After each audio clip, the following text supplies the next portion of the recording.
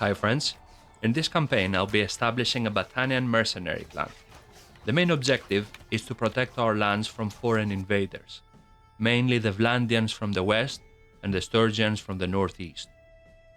Battania is my favorite faction, mostly because of their thematic identity as Celtic and Germanic forest tribes, but also the reduced speed penalty in forest, which can be a big advantage if used correctly. My build of choice is two-handed, bow and athletics.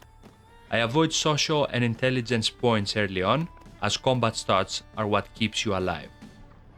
Should I name him Caladog?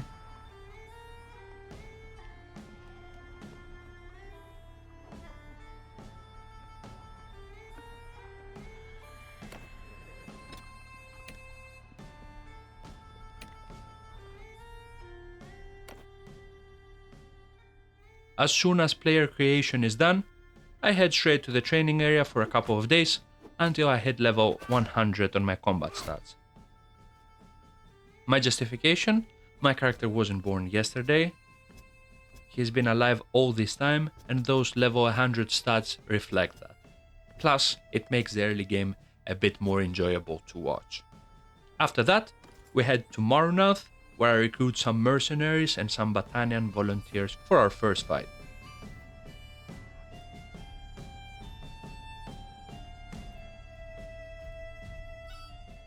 I have some skirmishers and our companion Mid's Mountain Ward.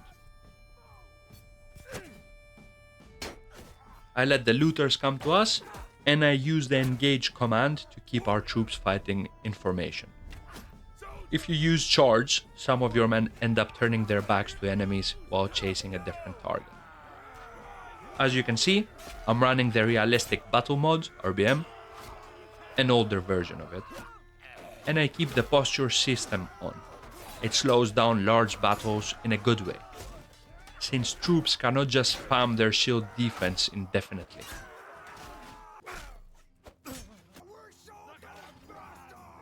After that, we head back to Sionon to recruit more mercenaries. In my campaign, the looters are better equipped and more capable than usual, so the basic Battanian volunteers you find in towns are not good enough. That's why I always make sure to keep a solid number of mercenaries in the party.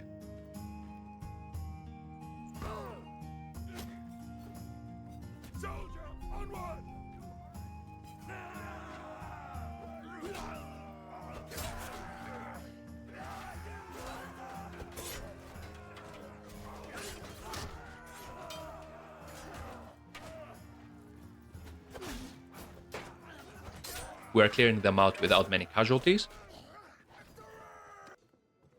Then we have a quick chat with Thavin Ironclad, a Vlandian cavalry companion. We pay his 6,000 dinar fee and he joins the party. If you're wondering why so expensive, in my setup, wanderers come with their own equipment. Usually tier 2 or tier 3 at most, which keep things a bit more grounded in the medieval reality of the game. We go back to clearing looters, then it's time to hit our first hideout. I take my most elite infantry, mostly mercenaries, like hired blades and hired crossbowmen.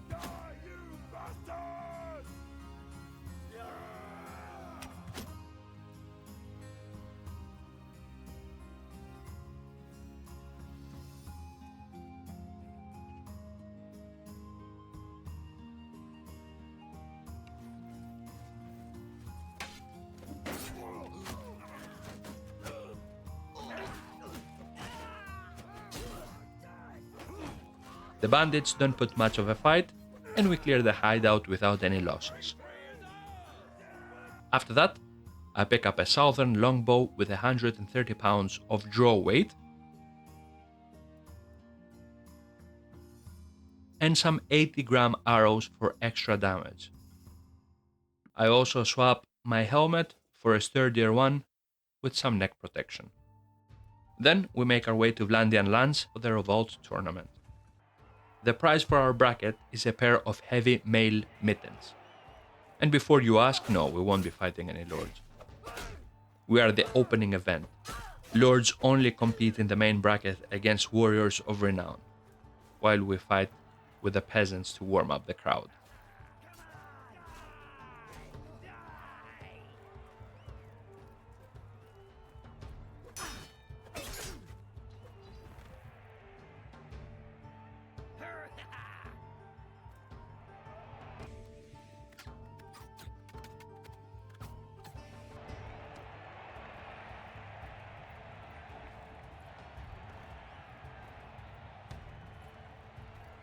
While in the finals, I noticed a lovely pair of townswomen in the crowd, but worry not, I kept my focus on the prize.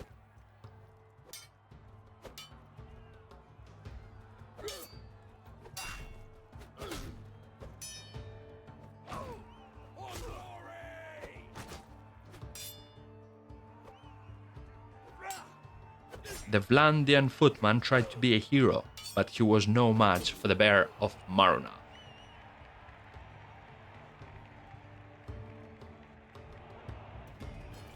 And after our first tourney win, we finally hit Clan Tier 1. Radagos informed us where to find my brothers, and I decided to join another tourney in Battanian lands this time.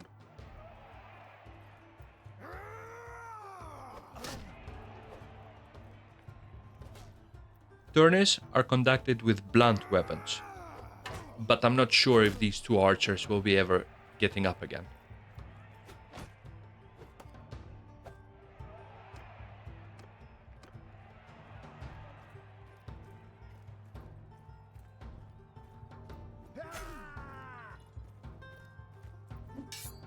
As you can see, the tournament is rigged, and I end up getting jumped by my own people.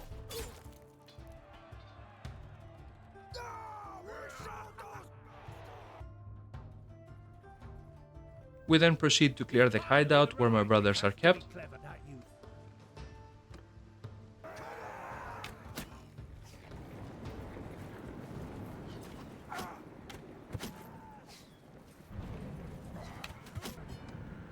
And I let Radagos go, as I believe in second chances. I then meet my brother in the tavern,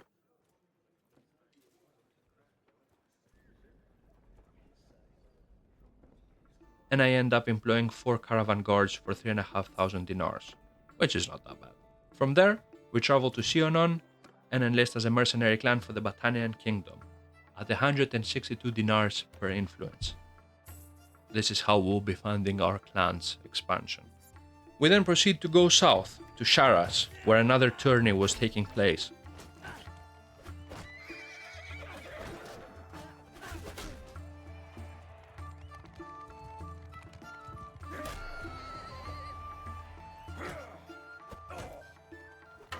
We make quick work of the Vlandian competitors, and we win a tier 3 Nazo helmet with solid neck protection.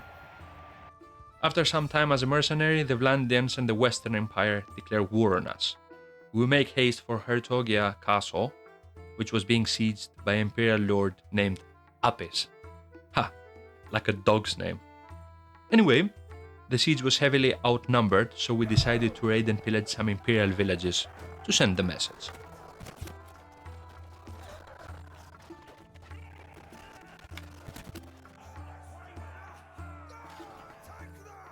On our way to Drymore Castle, we caught a small imperial party of 58 men, led by Cassinon. We set up defensive positions on a small hill and let them advance on us.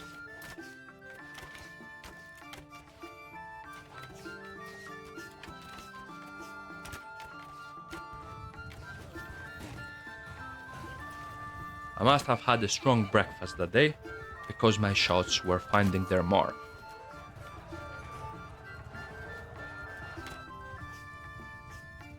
I even got the chance to use my skull splitter.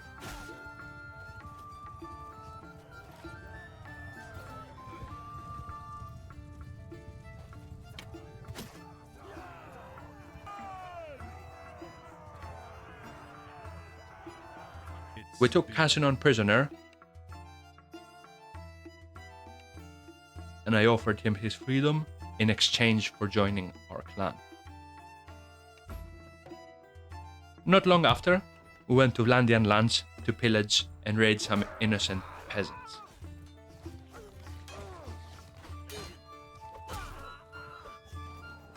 And I finally upgrade my helmet to a kettle hat, which offers good neck protection.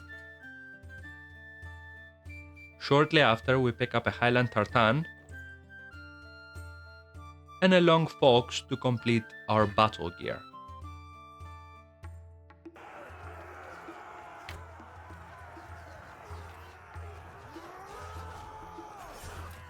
My only issue with the long Falx is that it can be easily used in tight formations.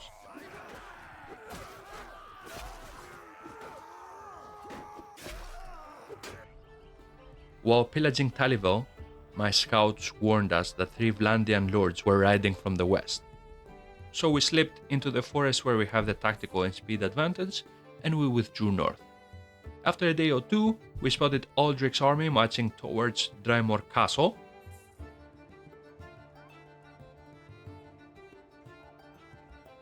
In the meantime, High King Caladog was besieging Ormaford Castle on the Vlandian border. We upgraded our troops and recruited prisoners who were willing to fight in exchange for their freedom. And so it begins.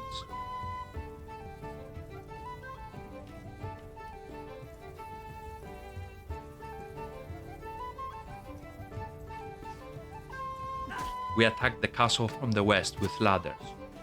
The High King only brought 1 siege tower, which was destroyed fairly early in the advance.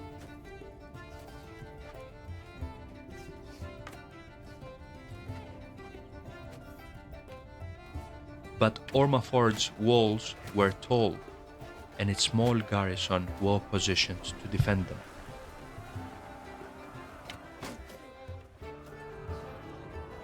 Two men were scaling the ladders, while 4 were being hurled from the walls.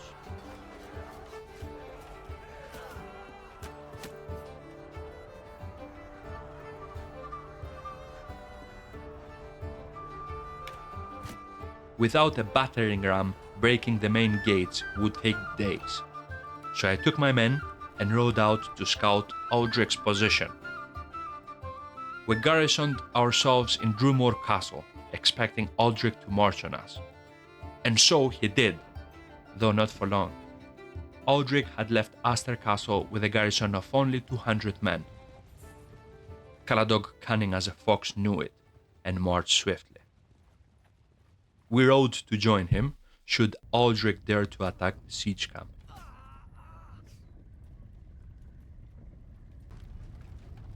This time, the High King came with siege engines. The small Vlandian garrison didn't stand a chance.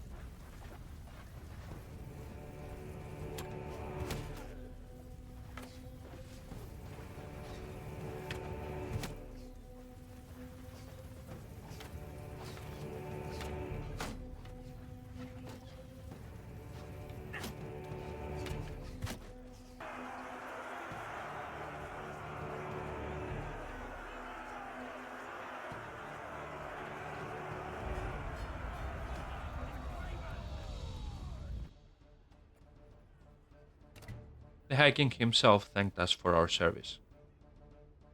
But only a couple of days later, Aldrich decided to reclaim Ormaford Castle with 800 men. At the break of dawn, I took 60 men to ambush their siege engines. But very soon we realized the camp was far better guarded than we had anticipated.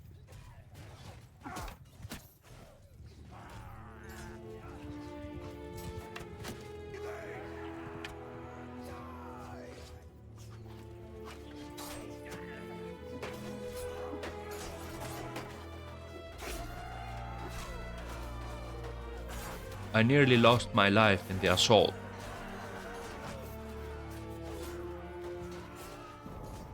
Then we heard the horn of Vlandian reinforcements,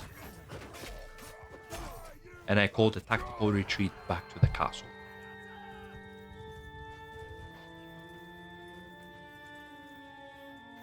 I parleyed with Aldrich to buy some time, waiting for the king's army to arrive. But it was too late. The siege had begun. I rushed to the battle stations. The garrison commander had placed his troops in the courtyard guarding the main gate, and the rest on the western walls, where we had fought some moons ago.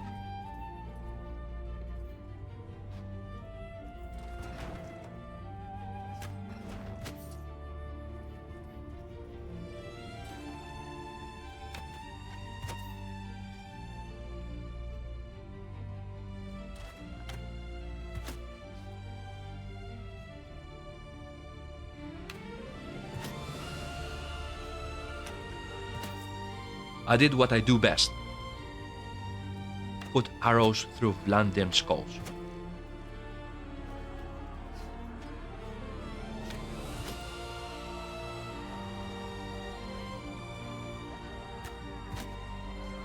Then boom! Mitch mountainward with a remarkably precise catapult shot took at least 20 men. In the meantime, I repositioned to check the western flank.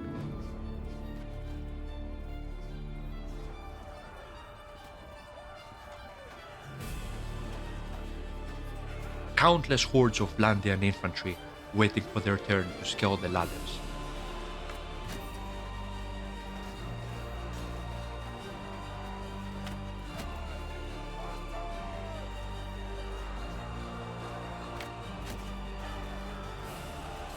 I then ran out of arrows and moved to restock quickly. On the way back, I spotted fireballs.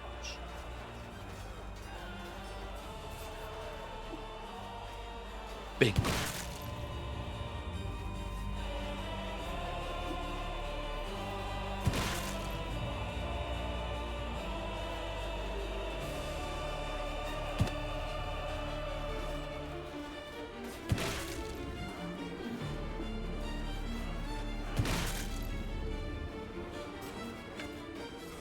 We kept fighting like lions.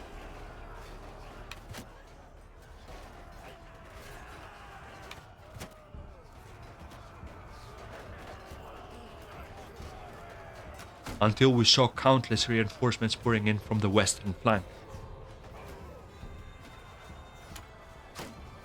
Our morale was running thin. But then out of nowhere, Aldrich called a retreat.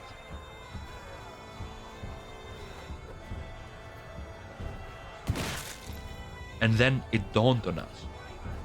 We had successfully defended Ormaford Castle.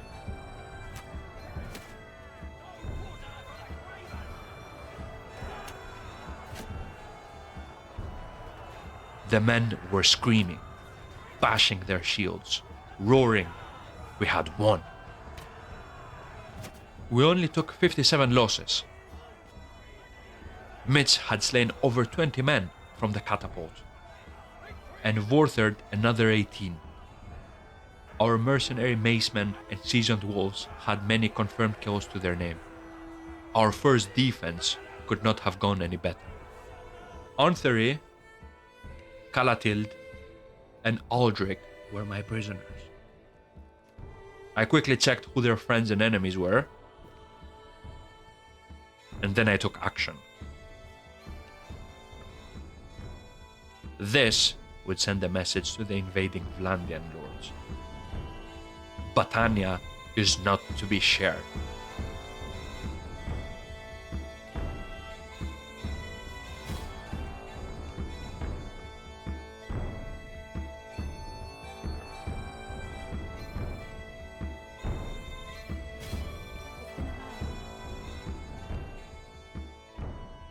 I then sent Calatild back home naked.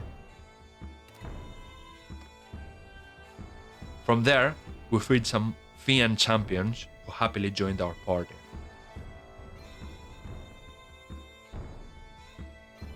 We also gained some new skill points.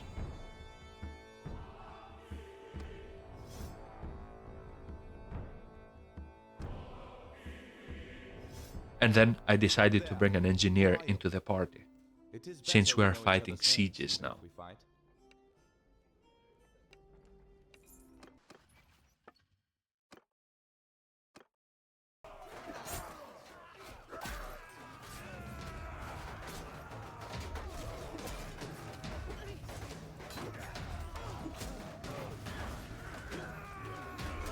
We pillaged some more Vlandian villages.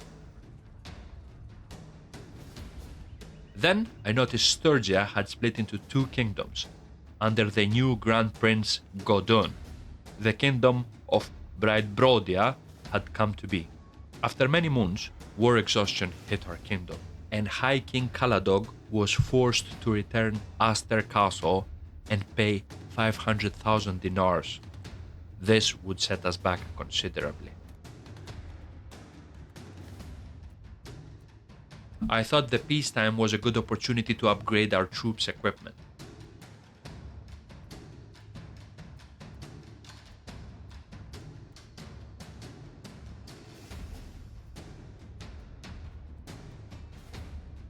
We also gained a new caravan leader, Yalir Arrowfish. He will help us fund our clan. I received a letter from the High King asking me to pledge my loyalty to him as a vassal. We could not afford that yet, but we are honored. We then encountered the Skolderbroda clan, who were heavily armored, so we parlayed and paid 56,000 dinars for safe passage.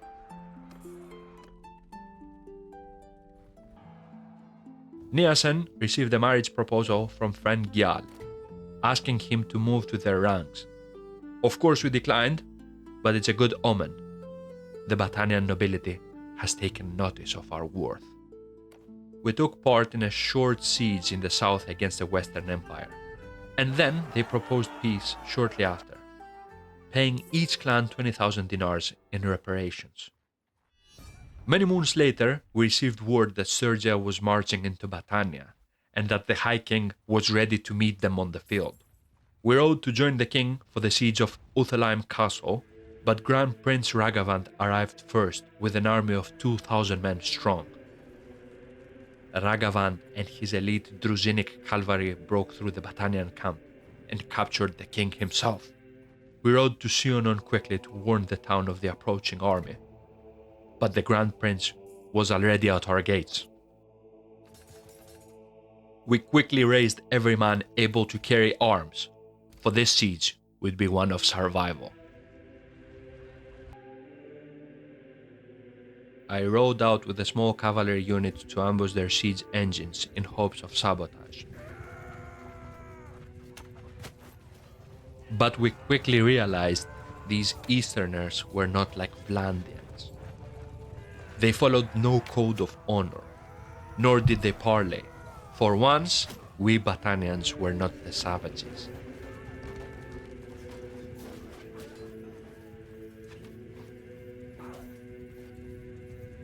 And so they were at our walls, 2,000 men strong against 600, and 400 of us were levies and militia.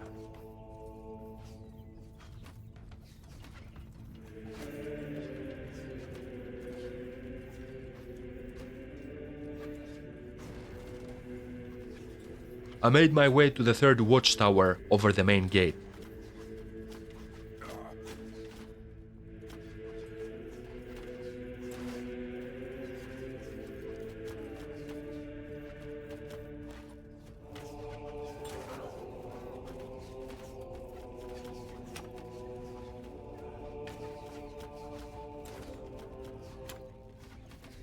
A God-sent catapult shot destroyed their siege tower. Best news we had in the past 2 days.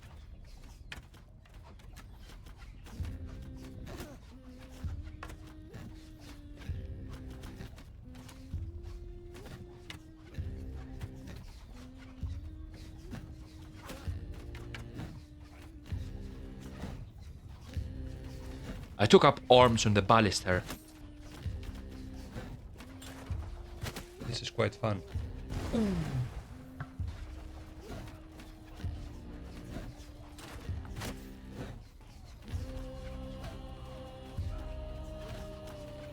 until he ran out of arrows.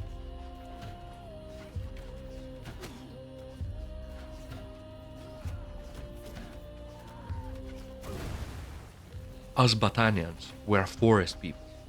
We fight with the Falx and the bow.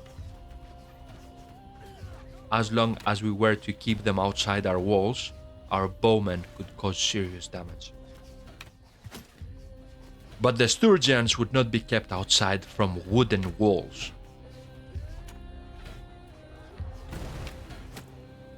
Who is chasing me with that?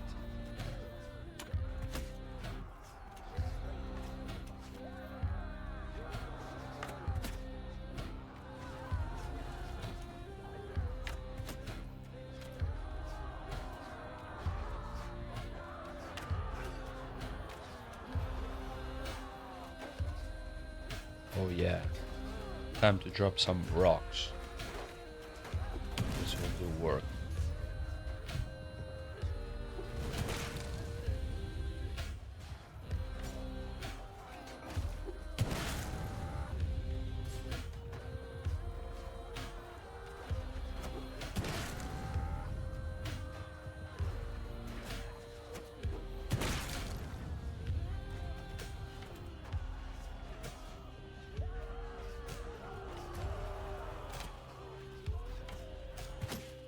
I moved quickly to the western side to stop the advancing ladders.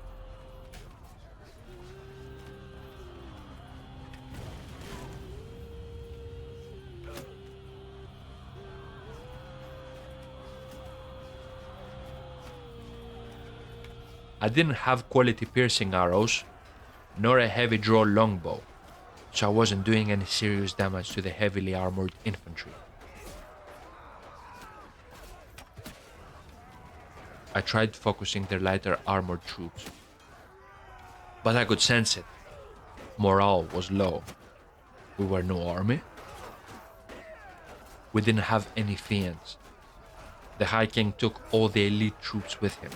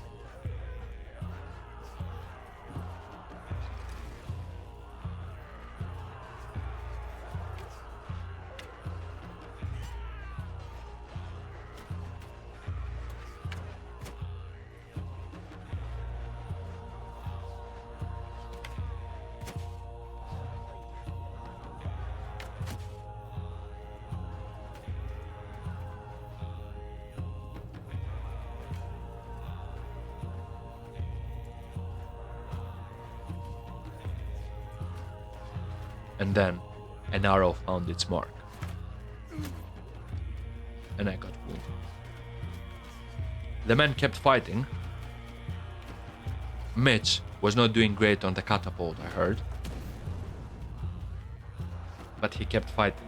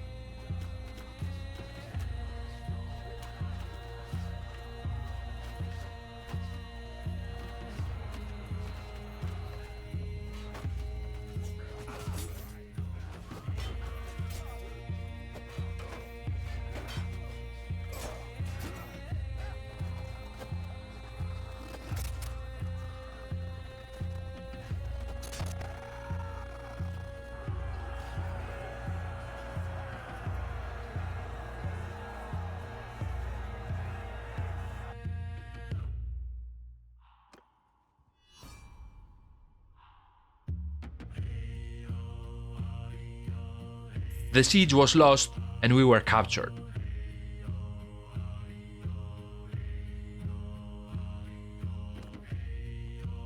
Ragavant caught Prindor's army at the gates and crushed him too. I managed to escape, and I returned after some time to set up a contact to save the lords from the dungeons, in hopes of them raising an army.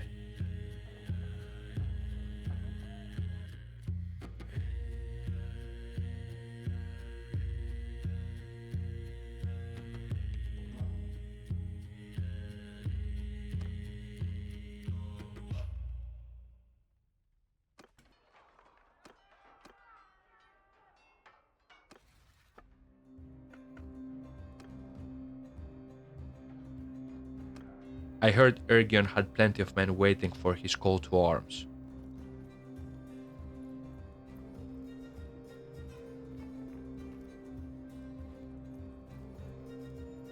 So I sneaked in to free him.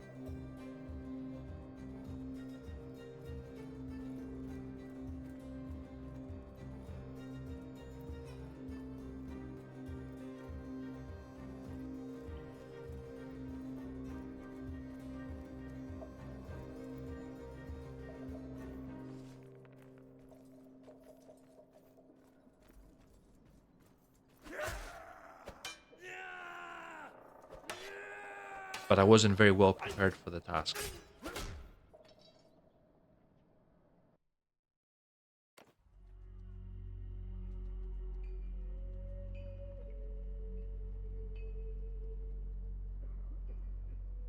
And so, part 1 of the story ends. Let me know if you want to find out what happens next.